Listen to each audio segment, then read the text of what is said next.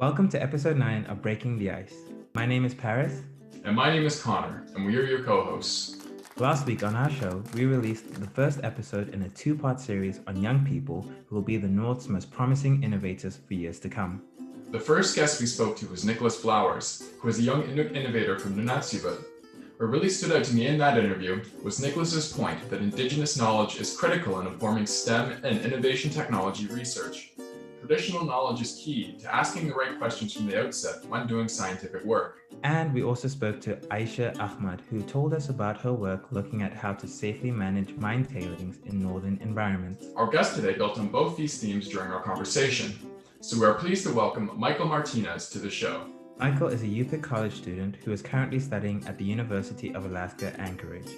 He has developed a new way of using microbes in rare earth metal mining to reduce environmental damage and avoid toxic byproducts. He's now created his own biotechnology company called Arctic Biotech Oath to build on this work. In 2020, he won the High North Young Entrepreneur Award from the High North Dialogue Conference in Norway.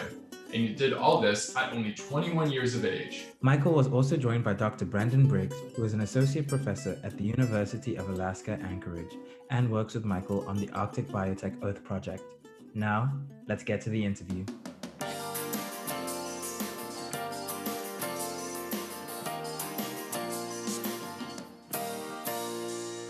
Okay, great. So just to start us off, why don't we have both of you just please introduce yourselves to our audience and maybe give a few lines about your professional background. And why don't we start with you, Michael?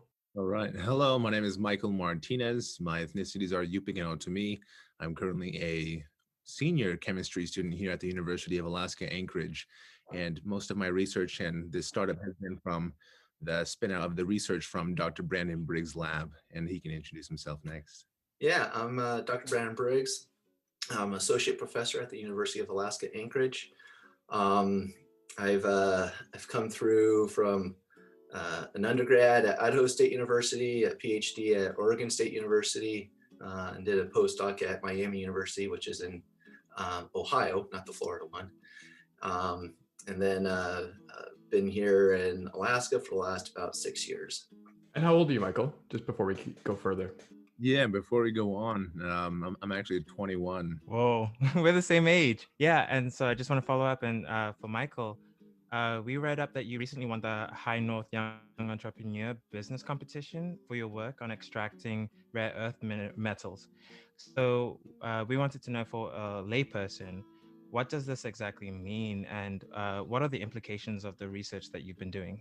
Yeah, that's a great question. So these rare earth elements are the 17 lanthanides, and these are used for their high energy and powerful energy characteristics, such as in batteries. If you've ever been to the hospital for an MRI, CT scan, as well as your phones and computers that you're listening on for this podcast, all of these and so much more, such as in satellites in space, require these rare earth elements. And especially as we're seeing these industries move forward, such as with the electric vehicles, with more satellite communications and just more new devices, as well as better healthcare, hopefully we'll be seeing more of a need for the rare earth elements. And that is something that Arctic Biotech Oath and myself and Dr. Briggs can provide with this new technology. And with this new technology, we're looking at extracting at circumneutral pH. And I think Dr. Briggs can elaborate more on the technology part. Yeah, it's really it's a paradigm shift that we're working for, is being able to do this at a circumneutral pH, where the microbes, instead of producing acids, which is typically done in mining, we're really working on trying to get this done without any types of acids. So just to follow up for listeners, what are the negative effects of these acids, just plainly? Yeah, so in my presentation at the High North Dialogue and the 2-minute and 34 business pitch, what I mentioned in there was one fact. You can look this up also. There's about 50 million gallons of contaminated wastewater. This is a combination of various things, but wastewater from different projects and different resources and extraction places as well that are contaminating U.S. waters on the daily. And if we're looking forward to doing more projects here in the Arctic, I think we need to be considerate about that. And this new technology could perhaps supply a new benefit into getting these projects moving, as they're beneficial for all sides in the medical field and the technology field, as well as getting more space and new technology. So this technology that you've been working on, is this something that could be deployed right away, or does more work have to be done on it first before it has a real world application? I think Dr. Briggs can answer that one too. Yeah, uh, there's definitely more work to be done. We've demonstrated that it's possible. The next kind of steps that we need to do, be able to really start to commercialize this, is to scale it up to something that's more economically viable. What's the time frame look like for that? And is this something in the next 5 years, 10 years? Oh boy, yeah. So if we're looking about timing, same thing with the business pitch in the Norway competition. We're asking mines to collaborate if they want to reach out to us, even right now, sending their mines and tailings and actual ore samples over to us. But we're looking at maybe 5 weeks for actual experimentation, a couple more weeks for actual analysis, and then getting that data out and open between the two of us who are in that contract. Um, as for the technology rolling out, we can look at this in a reality within the next 2 years or so, but then even more to actually get it more developed. And as we know, on the business side, it's better to roll out when you have a good solid plan, as well as the technology working perfectly, so that you get the Model 1, you get the next update Model 2, and you get the next update Model 3, eventually where you can get actual profits going in a variety of places. So not just Alaska here, not just the USA and the Arctic is what we're looking at, but even more, such as Canada, Greenland, Norway, Sweden, and the circumpolar northern countries. So I'm wondering if you could tell us a little bit about Arctic Biotech Oath. This is your startup, and I'm wondering if you could talk about the work that's being done there. Yeah, so a lot of this came up just from being introduced to Dr. Brandon Briggs back in summer 2018 on my part. So with this, it was a new transition from cancer research into this biotechnology development, and I actually enjoyed it a lot, and that's why we are here today.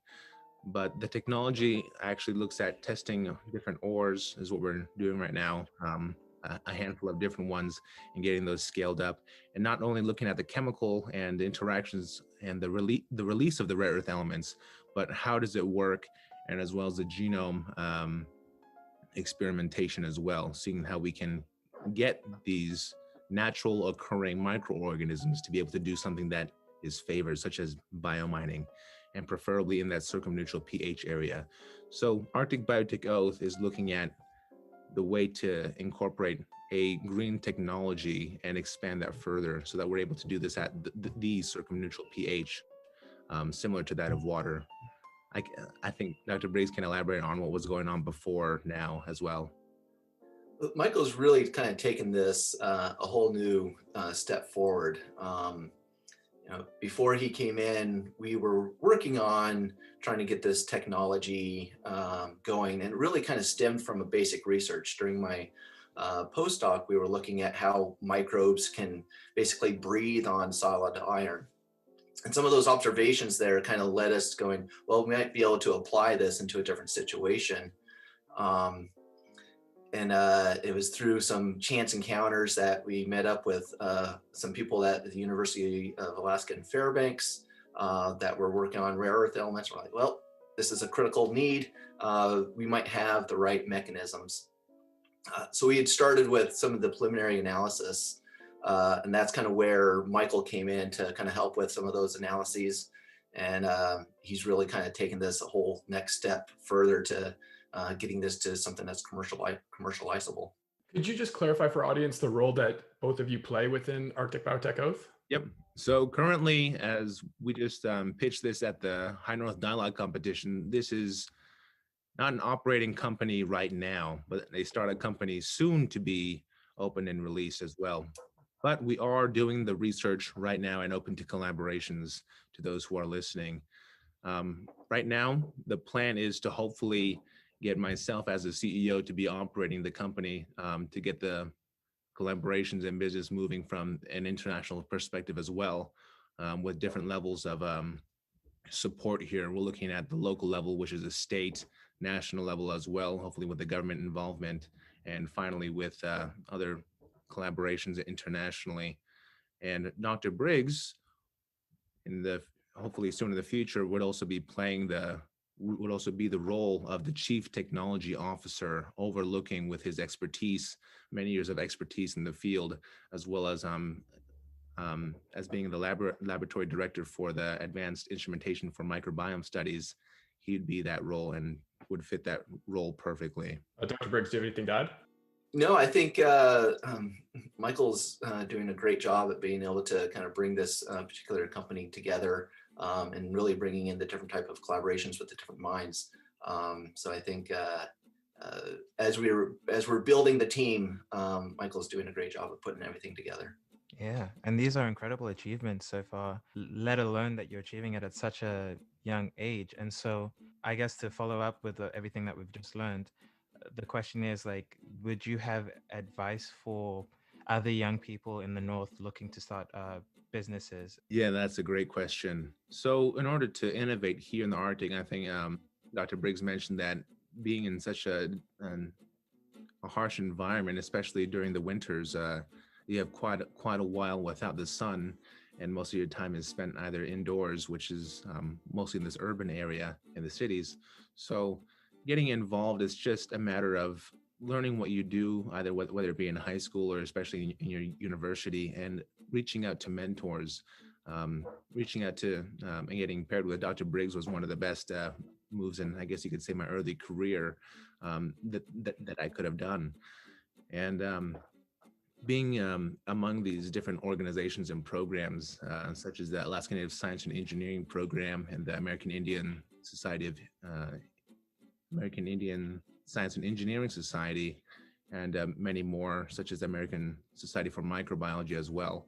A lot of these are able to push you in the right directions, not only in answering various questions in the research area, but looking at what's hot right now in the green energy sector, what is going on right now with different collaborations in the low 48, as well as abroad as well. That's how I was able to get into contact with the professionals from Norway and seeing what is happening over there. How are they transitioning their conventional energy methods to green energy? And how can Alaska, Canada, and other Arctic countries be able to compete? I think the healthy relation between competition is also something that is pretty good to move things forward, not only for us, but also for the world.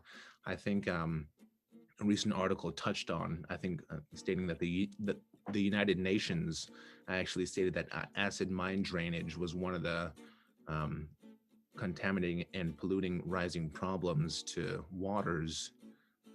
So I think that's something to address that right now. All of that learning, all of that being involved in different programs and having a mentor is able to fit perfectly with deploying this idea that hopefully can make an impact, not only here on Earth, but hopefully maybe in a couple of decades also in space. I think Dr. Briggs also probably has quite a bit of details for the education part, maybe in the Arctic also, especially with microbiology. Yeah, I think you really kind of hit it on the head there, Michael, of looking out for different types of mentors. And I think Michael's being a little too modest. He really is a go-getter, and he makes those connections himself. And it's, there's a large network of people that are out there that are willing to help and wanting to help. But it's a matter of finding them. And so asking questions and being able to just kind of put yourself out there. I think Michael's been amazing at doing that. And that's what's made those type of connections that he's talking about.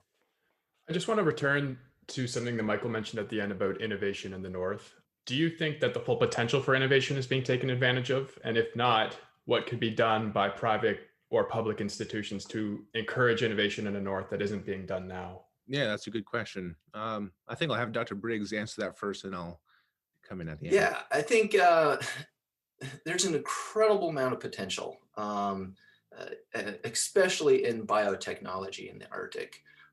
If you look at the, globally, the biotechnology in cold environments, most of that stuff has come from Antarctica. And part of that is just because it's a little sexier place to go. And there's more logistics there to actually get to Antarctica than some of the places in the Arctic. And so I think there's a lot more that can be done. One is making that more known, trying to get the logistics of being able to access the Arctic, the high Arctic at least. And I think making that connection between basic research and applied research. There is a lot of basic research that's going on, and that's really the foundation that has to happen. But then that next step of applying that into the something that can be actually commercialized. Like Michael said, the Arctic, it's a difficult place to live, and there's the extreme conditions really drives innovation. And I think the other thing that we really need to make the case for is that the innovation that is required for in the Arctic actually helps in other places around the globe as well. A great example of this is horizontal drilling. It was first developed and innovated on the Arctic North Slope because it's so expensive to build different pads for drilling that they developed a way to build one pad, but then horizontal drill to another place. Well, now that's being done in the many places across the world to be able to get methane and different type of fracking operations. So I think something like this, that Arctic Biotech Oath, can actually help not only show that we can do this in the Arctic and the cold and be modular and be able to move in different places, but also that's available in many other places as well in the lower 48 or across the globe. Just before we move on, I was just wondering, Michael, if you had a follow up on that other question as well. Yeah, he answered that pretty well. The innovation in the Arctic, you also have to look at the rising population of new graduates and educated that are also, whether it be Alaska Native or indigenous to Canada as well, they also have quite a bit of ideas, and these different programs and connections are able to have them to deploy their ideas, not only in this field, biotechnology, but also in other areas of STEM. So I think that's pretty good to take note of as well. And with the innovation in the Arctic, a lot of it does take on the form of collaboration, as we've seen with many different conferences happening now and also in the past weeks, especially looking at the circumpolar northern countries and also the Nordic countries as well.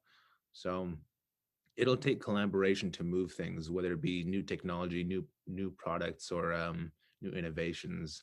And with one of the courses that we've covered with Dr. Briggs at the university, there's a variety of technology being used and also gathered and also discovered new forms of different, whether it be different mechanisms, different bacteria, different microorganisms that are able to give certain things that could be applied in the medical field as well as in the biotechnology field. So it's a good outcome that's coming.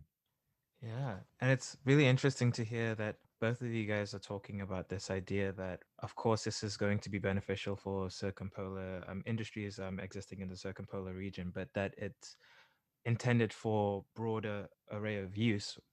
And so I guess to kind of come back down to this, to the north, I have a question of, what do you see as the future of the industry specifically for mining in the north?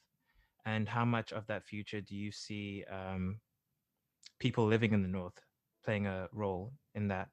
Yeah, that's a great question.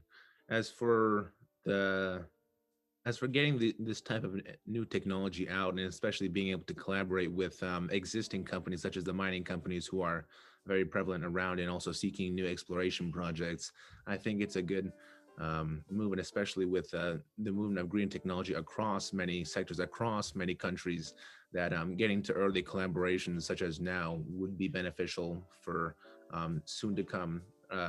The regulations are changing as well, and also looking to implement just being a little bit more conscious to the green energy and also the impact around the surrounding immediate area, whether it be the land, the water, and seeing how you can also make those connections with the actual community, because essentially the community will also be providing the environment for those places to take place, such as the stores, the houses, the people who are there, as well as the workforce. And with these new projects and these new companies such as Arctic Biotech Oath, we're looking possibly to get more people to get involved in the job sector, getting trained a little bit more, getting a purpose to go after those degrees and more education to get involved in a new exciting company such as this that will perhaps change and move the industry forward.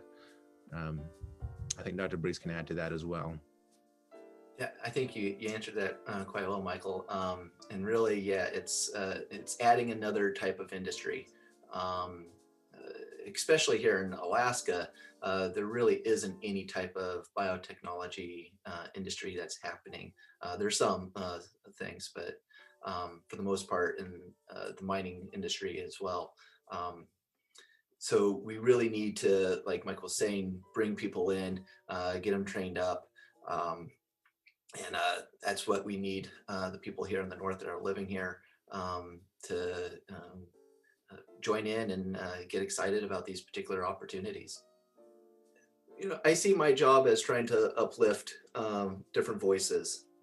Um, and I think Michael's a great person to be able to help, show or help uplift that voice and help see other people that are much more and diverse in voices and reasonings. And I think that's really where I see my particular job. And Michael makes it easy for me.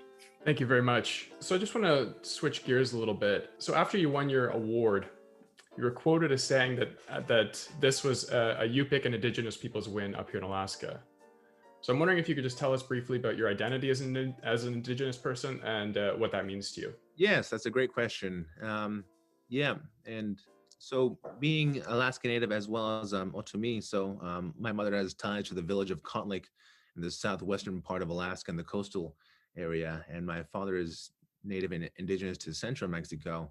So speaking on that part, it's pretty exciting to see because I think even those who are even my age or even younger as well, especially upcoming, I also have some younger siblings. It's great to see that someone like them, someone that comes from the same background in the same area, can actually deploy and actually creative, and not only creative, but actually see something that can be used for the betterment of the people in the area as well as for a whole energy sector. And seeing how the the area and the programs have come together is also pretty unique. Seeing that these new education programs and such as the Alaska Native Science and Engineering program here at UAA is actually producing applicable leaders in STEM. So I think just speaking on that part, that's remarkable in of itself.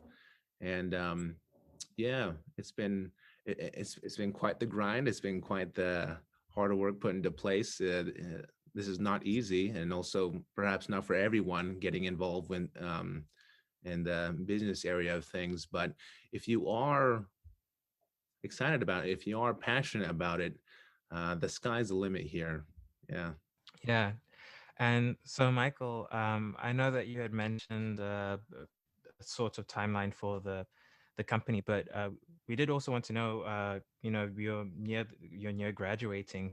So, do you plan on staying in the north? Do you plan on furthering your studies? Like, what does the future hold for you? Yeah, that's a great question. Actually, getting those nailed out right now, especially too, because I think one thing to consider also, and that I've heard from a handful of professionals and some that have also have experience in different industries too, that there comes a time, whether it be for technology or for a certain event or something that's breakthrough technology, that it takes a mixture of things, but especially it being the right time. And I think now, with the various topics that we're hearing about the Arctic, the various funding options that are open now, that has changed from decades past, as well as the green energy sector being exciting and having a lot of people putting projects and efforts towards those. I think Arctic Biotech Oath is a good fit for what's to come and what's happening right now, especially. But for myself, yes, I'll be graduating with a BS in chemistry this coming year, and after that, who knows? Yeah, but I think the company will be here definitely. The company will be going forward, so that's what matters to me. Well, thank you both very much. Just to wrap up, I want to ask if there's anything that you think our audience should know about you or the work you do that hasn't been brought up yet. Yeah, maybe Dr. Briggs, do you want to go? Yeah. I don't know. Yeah, I think we covered a lot of this. And I think some parting words is is really this ability to be able to move to this applied research and understanding what that basic research is and how we can apply it into different situations. And that's what's really going to drive that type of innovation. The Arctic needs more innovation to be able to both resource extraction as well as for just everyday lives. And so I'm excited for what the future holds for this. Yeah, couldn't agree more. Thank you. I'll probably talk a little bit too. Pretty exciting to see Arctic Biotech Oath going as well. And thank you so much for Dr. Briggs joining us, as well as Connor and Paris. If you guys are listening, those who are in the mining sector or on the different areas of collaborative efforts, especially in the Arctic, I think you can reach out to us either through the hosts here or through looking up the University of Alaska Anchorage and getting into contact with Dr. Brandon Briggs.